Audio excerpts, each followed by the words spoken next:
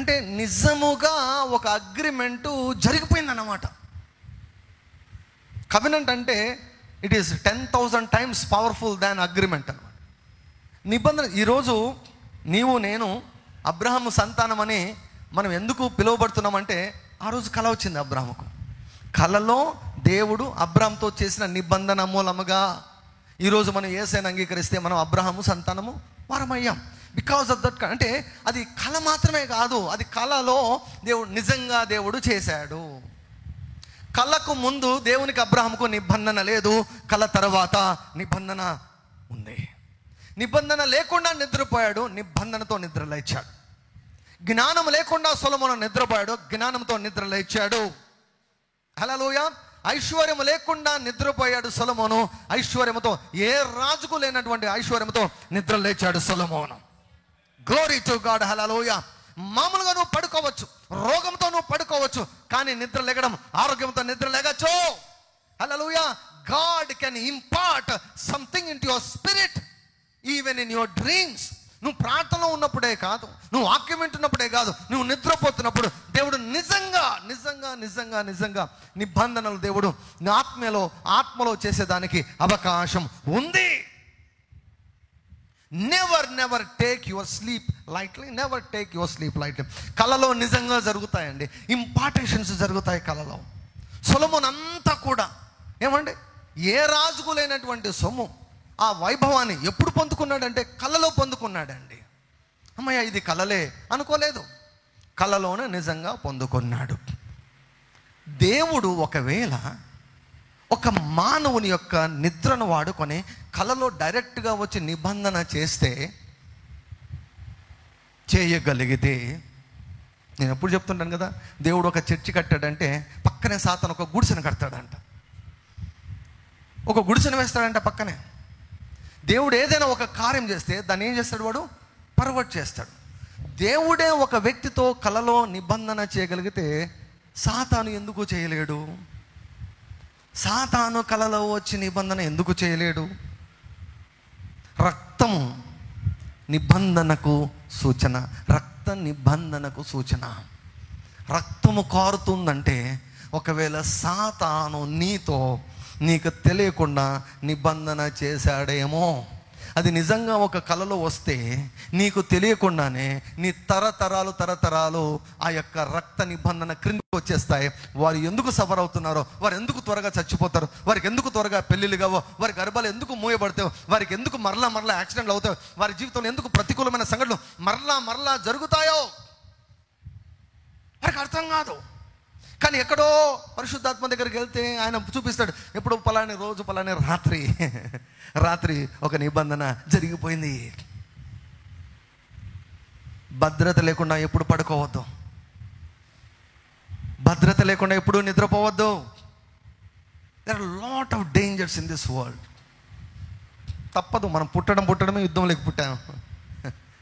యుద్ధంలోకి వచ్చిన తర్వాత ఇంకా వెను తిరిగేది ఏమి ఉండదు, పోరాడాల్సిందే. పోరాడుకుంటే ఖచ్చితంగా అవతల వాడు నిన్ను గాయపరుస్తాడు.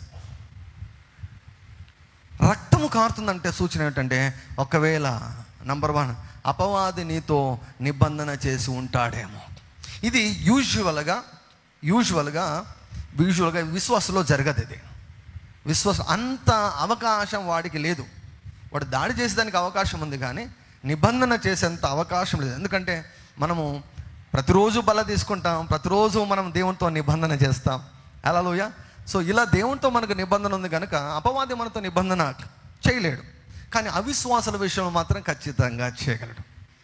నేను చెప్పాను కదా, చాలా సంవత్సరాల క్రితం నేను క్లినిక్ స్టార్ట్ చేసినటువంటి మొదటి సంవత్సరం అనుకుంటా, మొదటి సంవత్సరం. ఎందుకంటే అప్పటికి నేను ఇంకా పరిచయం స్టార్ట్ చేయలేదు, మినిస్ట్రీ స్టార్ట్ చేయలేదు. చాలా చక్కని అమ్మాయి, చాలా బ్యూటిఫుల్గా ఉంటుంది, చాలా ఫెయిర్గా ఉంటుంది అన్నమాట.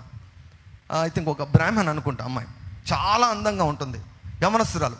వాళ్ళ అన్న నా దగ్గరికి అమ్మాయిని తీసుకుని వస్తే ఏంటి ప్రాబ్లం అంటే, నాకు కళ్ళని చూస్తేనే అర్థమైపోతుంది అనమాట.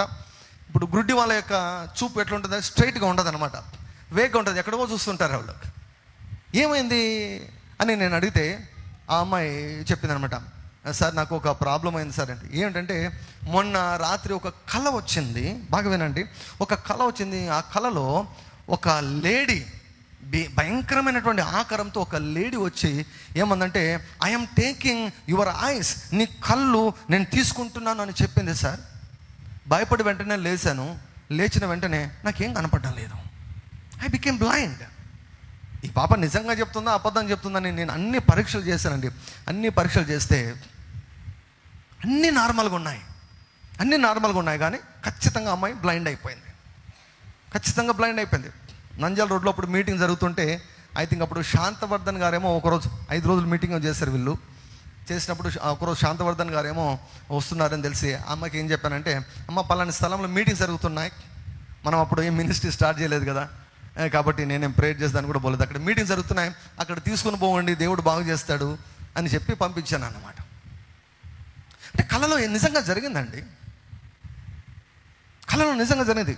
Do you know how many people today are suffering because they had encounters with the devil in their dreams? కళలో దురాత్మ వారిని దర్శించాడు. దేవుడు ఎట్లా దర్శిస్తాడో, దురాత్మ వారిని దర్శించడం మూలంగా కళలో ఆరంభమయ్యే సమస్యలన్నీ కూడా. సొలొమోనుకు ఆశీర్వాదం ఎక్కడ స్టార్ట్ అయింది చెప్పండి? సొలొమోనుకు ఆశీర్వాదం ఎక్కడ స్టార్ట్ అయింది? కళలో స్టార్ట్ అయింది. హల్లెలూయా, హల్లెలూయా చెప్పండి. నా కళలో, నా నిద్రలో, నా ఆశీర్వాదాలు, నా ప్రమోషన్లు, నా ఐశ్వర్యము, నా ఆరోగ్యము ఆరంభమవుతుంది. నా ధైర్యం ఆరంభమవుతుంది. హల్లెలూయా. కొంతమందికి కళలో భయం వచ్చుంటుంది. ఆ భయము సంవత్సరాలైనా కూడా ఆ భయం పోయి ఉండదు అన్నమాట. ఇంకా సో కళలో నిజంగా జరిగి ఉంటుంది. సో బ్లీడింగ్ అయినప్పుడు, రక్తము కారుతుంది అన్నప్పుడు రెండు మనం ఊహించాలి.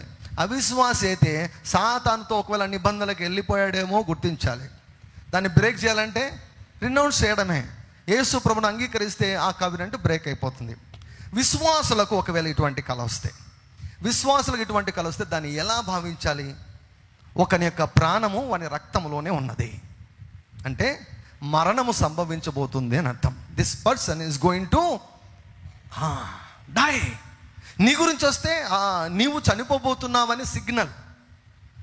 దేవుడు ఒక మారే పలుకును, 2 మార్లు పలుకును, మనుషులు అది లక్ష్య పెట్టరు. దేవుడు ఎందుకు చూపించాడు? నీకు రక్తం కారుతున్నట్టు దేవుడు ఎందుకు చూపించాడంటే, నీవు లేచి దాన్ని రివర్స్ చేయాలి. రివర్స్ చేయాలి. ఫాస్టింగ్లోకి వెళ్ళిపోవాలి. సర్వాంగ కవచాన్ని ధరించుకోవాలి. ప్రార్థించాలి. దానికి అగెన్స్ట్గా ప్రార్థించాలి. ఎంతవరకు ప్రార్థించాలి? అది న్యూట్రల్ అయ్యేంత వరకు ప్రార్థించాలి.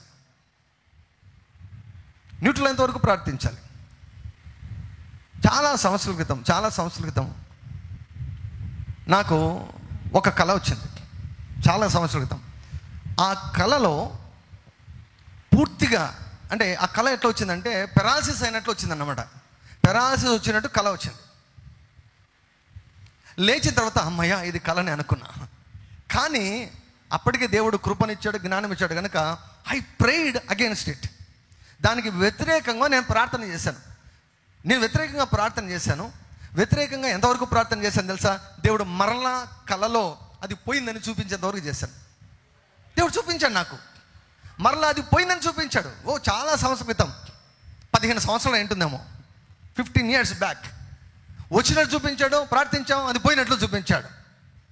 హల్లెలూయా. దాన్ని ఒకవేళ నేను పట్టించుకోకుండా ఉండింటే, దాన్ని ఇగ్నోర్ అయ్యింటే ఖచ్చితంగా జరిగిండేదేమో. సాతాను టార్గెట్ ఎప్పుడు కూడా సేవకులే కదండి. ఒక సేవకుని డిస్టర్బ్ చేస్తే చాలు, ఆయన కింద ఉన్నటువంటి 100,000, 1,000 మంది, 1,00,000 మంది పూర్తిగా డిస్టర్బ్ అయిపోతారు. So you need to pray. దానికి సంబంధించినటువంటి కళ నీకు మరలా రావాలి. కుమారుడు పోయింది, it's over, no problem, it's over అని దేవుడు నీకు తెలియజేసేంత వరకు నీవు ప్రార్థించాలి. Hallelujah, hallelujah, hallelujah, hallelujah, hallelujah. Glory to God, glory to God. పగిలిన అద్దం. మనం రోజు అద్దం చూసుకుంటాం కదండి. అద్దంలో మనల్ని చూసుకుంటాం కదా. నీ కలలో అద్దము పగిలినట్లు వస్తే కూడా దేవుడు నీకు కొంత సమాచారాన్ని నీకు చేరవేస్తున్నాడని నువ్వు తెలుసుకోవాలి. అద్దము పగిలినా కూడా మన అద్దం ఏం చేస్తుందండి? మనం ఎలాగున్నామో అలాగ చూపిస్తుంది. అవునా? ఎలాగున్నామో అలాగ చూపిస్తుంది. పగిలిపోతే అద్దము ముక్కలు అయిపోయిందండి. మనల్ని ఎలా చూపిస్తుందండి? ముక్కలుగా చూపిస్తుంది, డిస్టార్ట్ చేసి చూపిస్తుంది. అటువంటిది పరిశుద్ధాత్మ దేవుడు అటువంటి కళ నీకు ఇచ్చాడంటే దాని అర్థం ఏమిటంటే, నీకు వ్యతిరేకంగా ఎవరో నీ క్యారెక్టర్ను, నీ గుణాన్ని, నీ పరువును వారు తీసేదానికి, వాటిని ముక్కలు ముక్కలు చేసేదానికి వారు ప్రయత్నం చేస్తున్నారని దేవుడు నీకు బయలుపరుస్తున్నట్టు. అంటే నీవు ఏమై ఉన్నావో అది కనిపించదు. అది కనపడకుండా నీవు కాని దాన్ని, ఇప్పుడు పగిలిపోయినటువంటి అద్దం ముక్కలు ముక్కలు ఉంటుంది కదండి, దాన్ని ఒరిజినల్గా చూపిస్తున్నాం. మనం ఎలా ఉన్నాం అలా చూపిస్తుందా? చూపించలేదు. 10 ముక్కలు అయితే 10 బొమ్మలు కనిపిస్తుంది అనమాట. అది కూడా అంతా కట్ కట్ కట్ కట్ కనిపిస్తుంది, సగం సగం కనిపిస్తుంది. అలా నీ గురించి పబ్లిక్లో 10 మందికి వేరేగా, నీ దగ్గర ఉన్న వాళ్ళు కావచ్చు, నీ విరోధులు కావచ్చు, నీ రెప్యుటేషన్ను వారు పాడు చేయబోతున్నారు అని దేవుడు నీకు తెలియజేస్తున్నట్లుగా నీవు గుర్తించాలి. ఎవరో నీకు నమ్మక ద్రోహం చేస్తున్నారు, ఎవరో నీకు నమ్మక ద్రోహం చేస్తున్నారు. అటువంటి కళ వచ్చినప్పుడు ఫస్ట్ ఆఫ్ ఆల్ ఏం చేయాలి తెలుసా? ఇన్వెస్టిగేషన్ చేయాలి. ఇన్వెస్టిగేషన్ ఎక్కడ చేయాలి? పోయి పోలీస్ కంప్లైంట్ ఇస్తే కాదు, స్పిరిట్లో చేయాలి. విచారణ, ప్రభువా ఎవడయ్యా, ఎవడు ఇలా చేస్తున్నది, ఎవడు ఈ పని చేస్తున్నాడు, ఎవరు చేస్తున్నారు ఈ పని, దేవా నాకు బయలుపరచు అని ఆ యొక్క సాతాను యొక్క ప్రణాళికను, ఆ యొక్క మనుషుల యొక్క ప్రణాళికను మనము విరిచివేసేయాలి. దేవుడు ఇలా పరోక్షంగా కొన్ని విషయాలను దేవుడు మనకు తెలియజేస్తాడు. సో మరొక కళ, అవకాశాన్ని పోగొట్టుకోవడం. ఒక అవకాశం పాయింట్ ఉంది. ఫర్ ఎగ్జాంపుల్ పరీక్ష ఉంటుంది, పరీక్ష రాసేదానికి నువ్వు వెళ్తున్నావు, కానీ టైంకు నీవు ఆ యొక్క పరీక్ష హాల్లోకి వెళ్ళలేకపోయావు, అవకాశం మిస్ అయిపోయింది. బస్ స్టేషన్ వెళ్ళావు, నువ్వు వెళ్ళే టయానికి బస్సు వెళ్ళిపోయింది, మిస్ అయిపోయావు. రైల్వే స్టేషన్కి వెళ్ళావు, రైలు మిస్ అయిపోయింది. అందరూ కరెక్ట్ టైంకి వెళ్ళారు, నువ్వు మిస్ అయిపోయావు. This is called missed opportunity. ఇటువంటి కళ చాలామందికి వస్తుంటుంది. దాని అర్థం ఏమిటంటే, దాని వెనకల ఆలస్యము చేయించే దురాత్మ పని చేస్తున్నాడని గుర్తించాలి. Satan is pulling you back. వాడు నిన్ను ముందుకు పోకుండా లాగాలని ప్రయత్నం చేస్తున్నాడు. అంటే భవిష్యత్తులో నీకు అవకాశాలు రాబోతున్నాయి. అది ఉద్యోగం కావచ్చు, అది వివాహం కావచ్చు, అది ఒక ప్రమోషన్ కావచ్చు, దేవుడిచ్చే హెచ్చింపు కావచ్చు. ఆ అవకాశాలు రాబోతున్నాయి. అయితే దానికి చేరకుండా వాడు ఏం చేస్తున్నాడంటే నిన్ను పట్టి లాగి డిలే చేయబోతున్నాడు అని గుర్తించాలి. గుర్తించి ఏం చేయాలి? వెంటనే యాక్షన్ తీసుకోవాలి. I bind the spirit of delay. తండ్రి, నువ్వు ఏ అవకాశం నాకు ఇవ్వబోతున్నావో నాకు తెలియదు, కానీ అయితే అపవాది ఇలా పని చేయబోతున్నాడని నువ్వు బయలుపరచావు కనుక అపవాది యొక్క ప్రణాళికలన్నిటిని కూడా యేసుక్రీస్తు వారి నామములో నేను నిర్మూలన చేస్తున్నాను. హల్లెలూయా. ఇంకా మనం చాలా చాలా మెలకువగా ఉండాలి. 3:30కు ట్రైన్ అనుకోండి, మనం 3:25కి వెళ్ళకూడదు, 3కే ఉండాలి. ఇటువంటి కళ వచ్చినప్పుడైతే 2:30కున్నా మేలే. ఇటువంటి కళ వచ్చినప్పుడు చాలా చాలా హుషారుగా ఉండాలి. హల్లెలూయా. Glory to God. ఏమైనా నేర్చుకుంటున్నారా? Glory to God. 100 డిఫరెంట్ కళలు ఉన్నాయి, 100 ఉన్నాయి కళలు. Hallelujah. Never ever ignore your dreams. చాలా చాలా గొప్ప అనుభవజ్ఞులు శోధించి వారి అనుభవాల ద్వారా లేఖనాల ద్వారా గ్రహించి మనకు తెలియజేసినటువంటి విషయాలు ఇవి. Glory to God. హల్లెలూయా. మరొక కళ పెంటను త్రొక్కినట్లు. అర్థమవుతుందా? కొన్ని ఒకవేళ మీకు ఏంటబ్బా అని మీరు అనుకోవచ్చు, కానీ ఇది చాలామందికి కళలు వస్తుంటాయి, మాకు షేర్ చేస్తుంటారు కదా చాలామంది. ఇలా వచ్చింది ఏమో నాకు అర్థం కావడం లేదు. పెంటను త్రొక్కినట్లు వస్తే ఏమండి, అది చావుకు సూచన అని గుర్తించాలి. ఏముందబ్బా, అయ్యో పెంటను తొక్కాం కడుక్కుంటే సరిపోతుందిలే అనుకోవద్దు. You must take it very very seriously, because it speaks about death. మరణం గురించి మాట. నువ్వు పెంటను తొక్కినట్లయితే మరణం నీ కొరకు ఎదురు చూస్తుందని అర్థం చేసుకోవాలి. ఎవరైనా కూడా పెంటను తొక్కారు అంటే వారికి మరణం దగ్గరలో ఉందని మనం అర్థం చేసుకోవాలి. దాన్ని ఎట్టి పరిస్థితుల్లో కూడా అలక్ష్యము చేయకూడదు. 6వ కళ. ఈ కళ అయితే చాలామందికి వస్తూ ఉంటుంది. ఎగ్జామ్స్ రాశారు, ఫెయిల్ అయ్యారు. పరీక్షలో రాసినట్లు పరీక్షలో ఫెయిల్ అయినట్లు కళ వస్తుందన్నమాట. దీనికి ప్రతి కళ కూడా చాలా అర్థాలు ఉంటాయంట. ప్రతి కళ కూడా చాలా అర్థాలు ఉంటాయి. బేసిక్ అర్థం అన్నటువంటిది ఒకటి ఉంటుంది. అయితే మనము లోతుగా అలక్ష్యం చేయకుండా పరిశుద్ధాత్మని అడిగి పరిశుద్ధాత్మని సంప్రదించి మనం తెలుసుకోవాలి. సో ఒక పరీక్ష రాసినట్లు, పరీక్ష రిజల్ట్స్ వచ్చినట్లు, ఆ రిజల్ట్స్లో నువ్వు ఫెయిల్ అయినట్టు ఇలా కళ వచ్చిందంటే జీవితంలో నువ్వు ఫెయిల్ కాబోతున్నావు. నీ కుటుంబ విషయంలో అయినా ఫెయిల్ కాబోవచ్చు, ఆరోగ్య విషయంలో అయినా ఫెయిల్ కావచ్చు, ఆర్థికంగా నీ బిజినెస్ విషయంలో అయినా నువ్వు ఫెయిల్ కావచ్చు. ఏ విషయంలో అయినా. ఇప్పుడేం నువ్వు పరీక్షలు ఏం రాయవు, పరీక్షలన్నీ రాసి ఉద్యోగాలు సంపాదించావు, కానీ కళలు ఏమొస్తాయి తెలుసా? మళ్ళీ పరీక్షలు రాస్తున్నట్టు కళలు వస్తాయి, పరీక్షలో ఫెయిల్ అయినట్టు కళ వస్తాయి. అంటే జీవితంలో నువ్వు ఫెయిల్ కాబోతున్నావు, దేవుడిచ్చే ఆశీర్వాదాన్ని పొందుకొనలేకపోతున్నావు, నువ్వు పొరపాటు చేయబోతున్నావు, నువ్వు ఫెయిల్ కాబోతున్నావు, తప్పుడు నిర్ణయాలు తీసుకొని పోతున్నావు. లేకపోతే నువ్వు ప్రారంభించేది ఫెయిల్ కాబోతుంది, నువ్వు ప్రారంభించే ఉద్యోగం ఫెయిల్ కాబోతుంది, నువ్వు ప్రారంభించే వ్యాపారము ఫెయిల్ కాబోతుంది, నువ్వు ప్రారంభించబోయే కంపెనీ ఫెయిల్ కాబోతుంది, నువ్వు కొనాలనుకున్నటువంటిది స్థలము అది ఒరిజినల్ స్థలం కాదు, వేరే వాళ్ళ పేరు మీద ఉంది, మోసపోతున్నావు.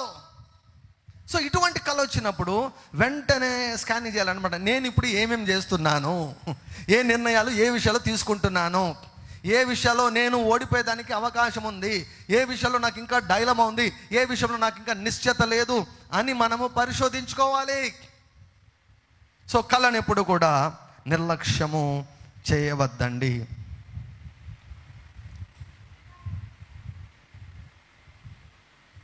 మరొక కళ, నీళ్ళల్లో మునిగిపోతున్నట్టు వచ్చే కళ. నీళ్ళలో మునిగిపోతున్నట్లు వచ్చే కళ. నీళ్ళలో కొట్టుకొని పోవడం కాదు, మునిగిపోతున్నావు, లోపలికి వెళ్ళిపోతున్నావు.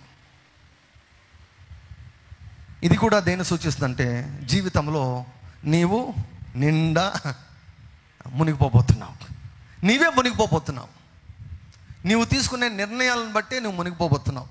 దీనికి వేరే వాళ్ళకి ఏం సంబంధం లేదు, నీవు మునిగిపోతున్నావు. ఒక విషయం నేను చెప్తాను చూడండి. This will be very very encouraging. ఈ మాట ఈ మాట నేను తెలుసుకున్న వెంటనే నాకు చాలా ప్రోత్సాహం వచ్చింది.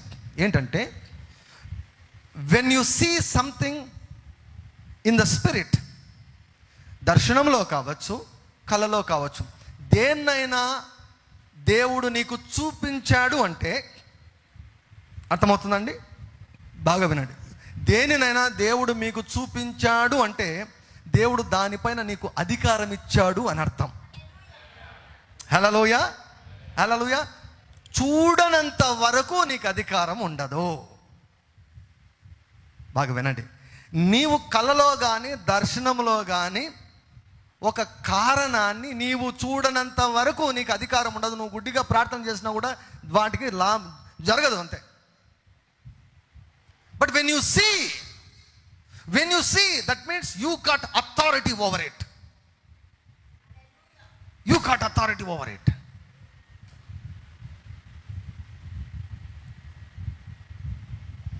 నువ్వు చూసినప్పుడు అంటే దేవుడు నీకు చూపిస్తున్నాడు అంటే అర్థం ఏంటో తెలుసా?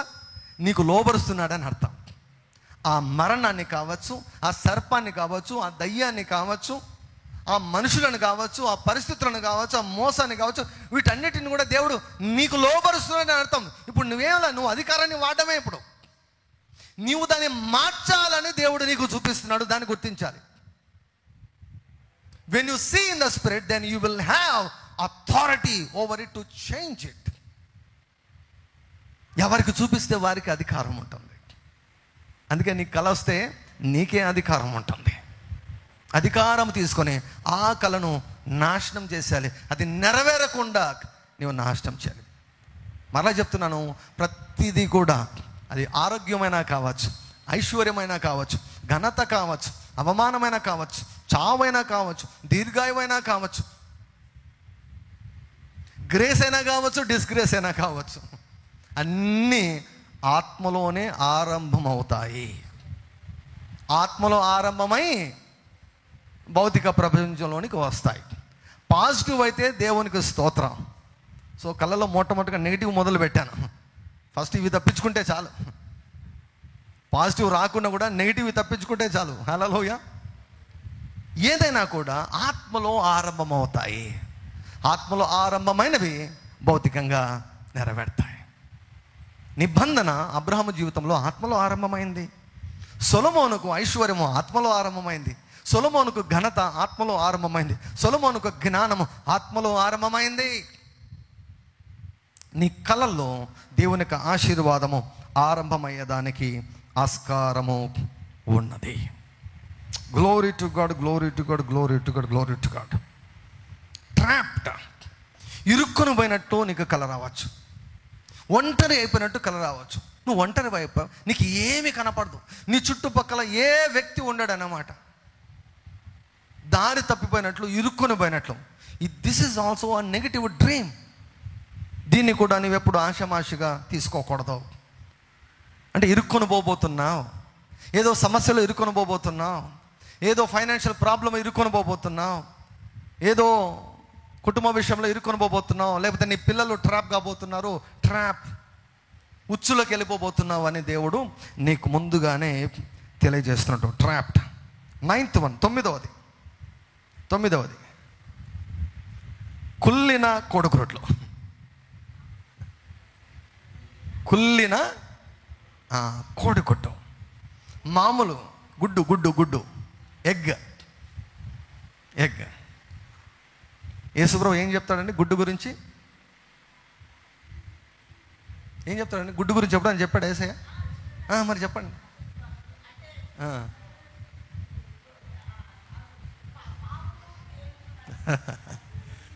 మీలో ఎవరైనా మీ కుమారుడిని గుడ్డుని అడిగితే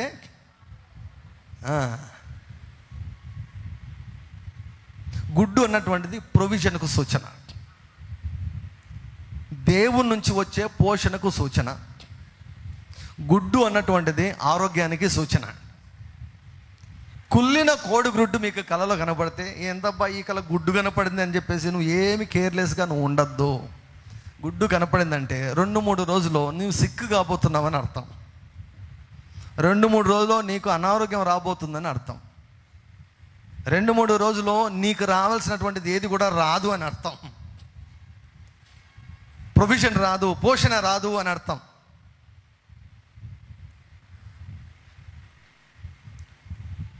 కొన్నిటికి మనకు వాక్యాధారం ఉంటుంది, కొన్నిటికి అనుభవాలు ఉంటాయి. అనుభవాలను ఎప్పుడు కూడా డాక్టరైనగా చేయకూడదు. కానీ మనము నాలెడ్జ్ కలిగి ఉన్నప్పుడు అటువంటి వచ్చినప్పుడు మనము ఏమండి అజ్ఞానంతో మనము మోసపోకుండా ఉండేదానికి ఈ యొక్క నాలెడ్జ్ అన్నటువంటిది మనకు పనికొస్తుంది. హల్లెలూయా. ప్రతిదానికి ఎక్కడో ఒకటి లింక్ ఉంటుంది. మనకు అన్నీ కూడా తెలియకపోవచ్చు, కానీ ప్రతిదానికి కూడా ఆధారము ఉంటుంది. సో 10వ కళ, ఇది చెప్పి నేను ముగిస్తాను. 10వ కళ, కుక్క కరిచినట్లు. కుక్క మిమ్ములను కరిచినట్లు కల వచ్చింది అనుకోండి. కుక్క వెంటాడినట్లు కాదు. కుక్క వెంటాడడం వేరు, కుక్క కరవడం వేరు. అందుకే మీ కళను కూడా మీరు జాగ్రత్తగా గమనించాలి. కళ చివరిలో ఏం జరుగుతుందో కూడా మీరు గమనించాలి. కుక్క కరిచినట్లు మీకు కళ వచ్చిందంటే ఎవరో మీ పైన చేతబడి చేస్తున్నారని అర్థం. విచ్ క్రాఫ్ట్ చేసేవాళ్ళు ఎక్కువగా వాడే అనిమల్ ఏదంటే కుక్కను వాడతారంట. కాబట్టి కలలో ఒక కుక్క వచ్చి నిన్ను కరుస్తుందంటే నీకు వ్యతిరేకంగా ఎవరో చేతబడి చేస్తున్నారు, లేకపోతే చేయబోతున్నారు.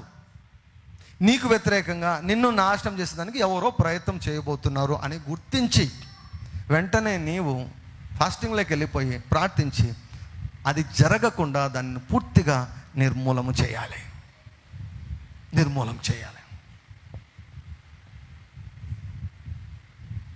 కుక్క వెంటాడుతుంటే, కుక్క కరిస్తే విచ్ క్రాఫ్ట్, కుక్క వెంటాడుతూ ఉంటే అంటే దాని అర్థం ఏంటంటే, మనుషులు అన్నిటికంటే ఎక్కువ ఏ జంతువులతో స్నేహం చేస్తారండి? మనుషులు ఏ జంతువుతో ఎక్కువ స్నేహం చేస్తారు? కుక్కలతో. కుక్కలు నిన్ను వెంటాడుతున్నట్టు కల వస్తుంది అంటే నీ సొంత వాళ్ళు నిన్ను నాశనం చేసేదానికి వారు వెంటాడుతున్నారని అర్థం చేసుకోవాలి.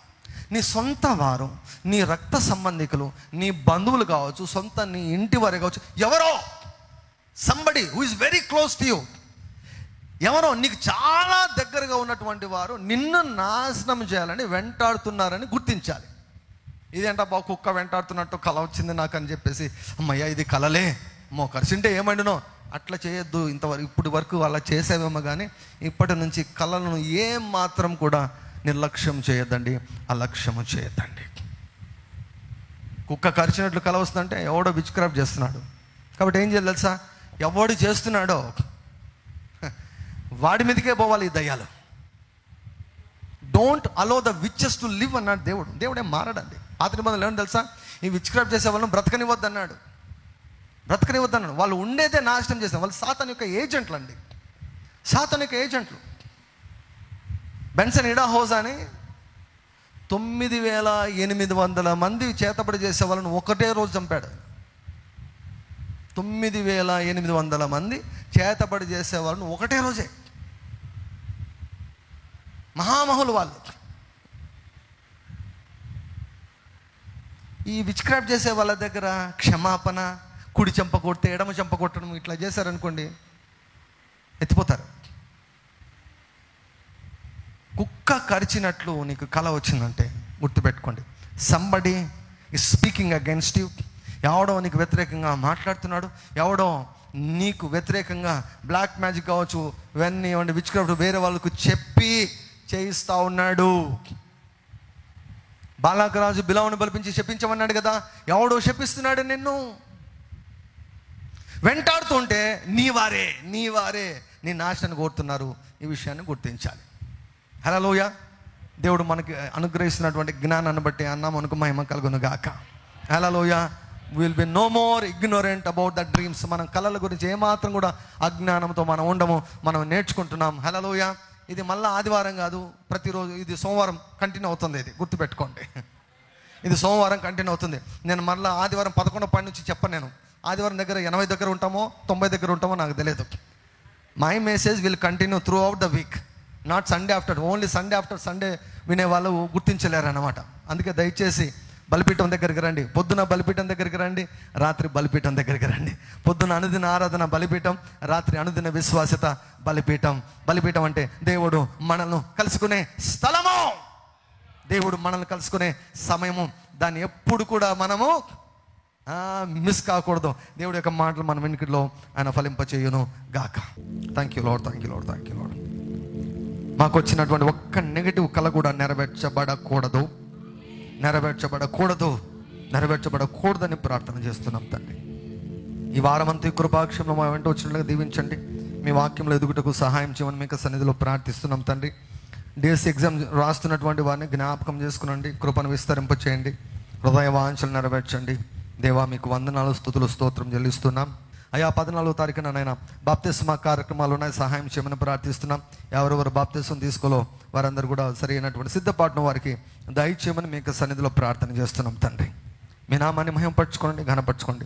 మమ్మల్ని అందరినీ కూడా మీ దయగల హస్తాలకు అప్పగిస్తూ దేవా ఈ యొక్క వాక్యపు వెలుగులో మేము జీవించే కృపను దయచేసి మహిమ పొందమని యేసుక్రీస్తు వారిలో ప్రార్థిస్తూ పొందుకుంటున్నాం తండ్రి. ఆమేన్. మన ప్రభువైన యేసుక్రీస్తు వారి యొక్క కృపయు, తండ్రి అయిన దేవుని యొక్క ప్రేమయు, పరిశుద్ధాత్మని యొక్క అన్యోన్య సహవాసం చేరున్న మనకు, లైవ్లో వీక్షిస్తున్న ప్రియులకు, లోకంలో ఉన్న సకల పరిశుద్ధులందరికీ, మరి ముఖ్యంగా ఇశ్రాయేలులకు అందరికీ కూడా ఇప్పుడు నెల్లప్పుడు సదాకాలము తోడై ఉండును గాక. Amen, amen, amen. Praise lord.